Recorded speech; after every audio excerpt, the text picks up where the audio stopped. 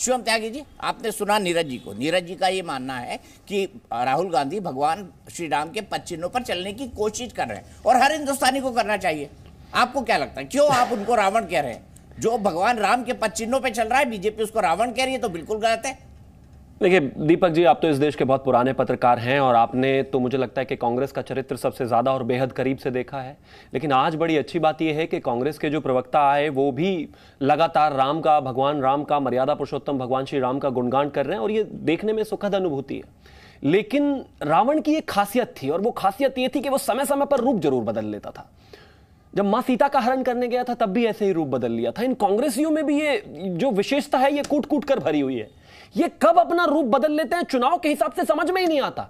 जैसे ही चुनाव कहीं मध्य प्रदेश में हो, राजस्थान में हो, छत्तीसगढ़ में हो, तो ये हिंदुत्व के बारे में बात करने लगेंगे, हिंदू धर्म के बारे में उसकी विशेषता बताने लगेंगे, सनातन के बारे में उसकी विशेषता बताने लगेंगे। लेकिन जैसे ही चुनाव यहां से हटेगा, जैसे ही चुनाव के बाद वाला माहौल होगा, तुरंत वही जो उनकी पुरानी कहानी है उसी पर लौट आते हैं।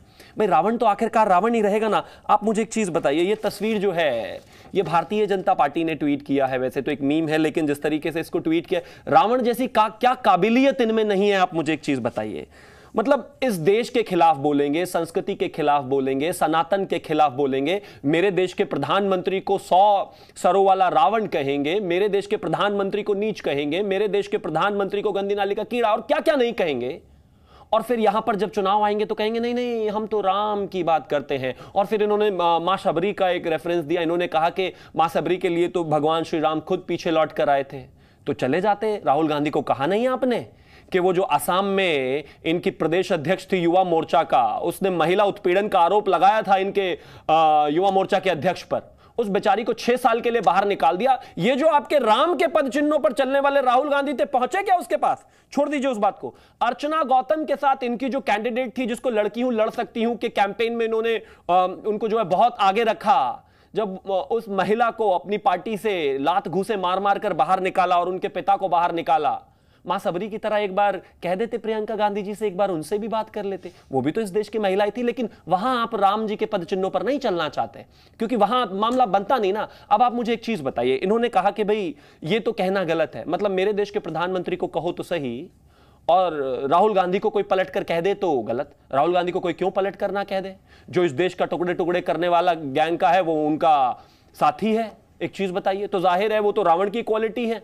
देश को खंडित करने वाला जो चाइना है उसके साथ खड़े हो जाना, यानी कि वो तो एक और फिर क्वालिटी है। रावण का मतलब क्या है? बुराई का प्रतीक माना जाता है रावण को इस देश में, और आप बुराई का ही प्रतीक हैं। चाहे इस देश को तोड़ने वालों के साथ हो, चाहे इशरत जहां को बेटी मानने वालों की बात हो, चाहे बटला हाउस एनकाउंटर में रोने की बात हो, चाहे इस देश में सनातन के खिलाफ बोलने वालों की बात हो, हर समय इस देश की सनातन संस्कृति के खिलाफ जो भी बोलने की कोशिश करता है, कांग्रेस सबसे पहले उससे जाके कंधे से कंधा मिलाकर खड़ी हो जाती है। तो अब अगर आपको रावण ना कहें तो क्या कहें? चाहिए चाइनीज रावण कह देते हैं, मुझे लगता है उसमें भी कोई बुराई नहीं होनी चाहिए, क्योंकि आप जिस तरीके से उनकी चाटुकारिता और उनकी तरफदारी करते हैं, जिस तरीके से लगातार उनकी तरफ से देश के खिलाफ बैटिंग करते हैं, जिस तरीके से जाकर जो है उनसे मेल मिलाप कर देश के खिलाफ प्रोपेगेंडा चलाते हैं, सनातन के खिलाफ प्रोपेगेंडा चलाते हैं, तो जाहिर है आपको तो साहब रावण ही कहा जाएगा और आपको यह स्वीकार भी करना चाहिए। लेकिन शिवम, आपको नहीं लगता कि आप बहुत ज्यादा बिलो द बेल्ट जा रहे हैं राहुल गांधी के मामले में? मेरे देश के प्रधानमंत्री को कोई इस तरह की भाषा कहेगा तो बिलो द बेल्ट वो नहीं है क्या? मुझे एक चीज बताइए, और इसमें बिलो द बेल्ट क्या है? मैं तो कहता हूं बुराई का प्रतीक है रावण, और इस समय देश के खिलाफ एजेंडा चलाने वाले बुराई के प्रतीक अगर कोई है व्यक्ति तो वो राहुल गांधी हैं। और आप, मैं एग्जांपल के तौर पर 2-4 तस्वीरें भी लाया। ये देखिए ना, ये इनकी राहुल गांधी है। वैसे तो ये सनातन को गाली देते हैं और कहते हैं कि जो मंदिर जाते हैं अक्सर वही लड़कियां छेड़ते हैं, लेकिन समय समय पर ये अपना रूप भी बदलते रहते हैं। देखिए ये तपस्वी का रूप उन्होंने धारण किया, फिर एक और जगह चुनाव थे फिर उन्होंने तपस्वी का रूप धारण किया, फिर एक और जगह चुनाव थे तो फिर उन्होंने एक और अलग रूप धारण कर लिया, इस बार ये कुली बन गए, फिर एक और रूप इन्होंने धारण किया, इस बार ये किसान बन गए, फिर एक और रूप इन्होंने धारण किया, इस बार ये मैकेनिक बन गए, फिर एक और रूप इन्होंने धारण किया। असली रूप है ये इनका।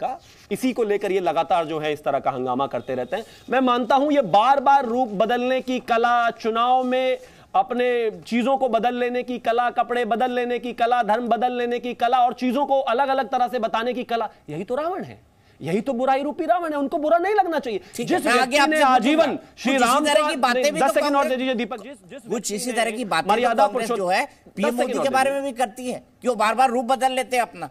कभी टीचर बन जाते हैं, कभी योगा टीचर बन जाते हैं, नहीं, मैं आपको कभी सलाह देने वाली बन जाते हैं। मुझे आपकी आवाज नहीं है, आप एक बार फिर से अगर रिपीट करें। नहीं, मैं कह रहा हूं कांग्रेस यही तो कहती है कि मोदी जी भी रूप बदल कभी परीक्षा पर चर्चा कर लेते हैं, कभी मन की बात कर लेते हैं, इसे मार्गदर्शन, कभी टीवी पे आ जाते हैं। ये रूप बदलना कैसे हुआ?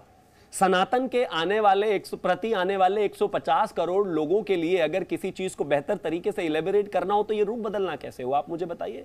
मर्यादा पुरुषोत्तम भगवान श्री राम की तरह जिस तरीके से उनके पद चिन्हों पर चलते हुए अपने देश के सभी लोगों का मार्गदर्शन करना, रूप बदलना कहां से? रूप बदलना यह है, मेरे देश के प्रधानमंत्री ने कभी सनातन को गाली तो बहुत दूर की बात है, देने वालों को भी अगर ना लताड़ा हो तो आप बताइए। अगर इनको लगता है कि मर्यादा पुरुषोत्तम भगवान श्री राम में ये इतना मानते हैं, तो जब यही इस धर्म को गाली दे रहे थे तो उन्होंने रोका क्यों नहीं? जब मल्लिकार्जुन खड़गे कहते हैं कि अगर मोदी जी फिर से आ गए तो पूरा सनातन का राज आ जाएगा, यानी कि सनातन वाले कौन है ये खुद ही बता रहे हैं। अगर इस देश में मर्यादा पुरुषोत्तम भगवान श्री राम को काल्पनिक बताने वाले कोई लोग हैं तो ये कांग्रेस वाले हैं। अगर इस देश में मर्यादा पुरुषोत्तम भगवान श्री राम का मंदिर बनते वक्त उसको रोकने के लिए कोई अगर कोर्ट में पहुंच जाता है तो वो तो कांग्रेस के ही नेता है ना।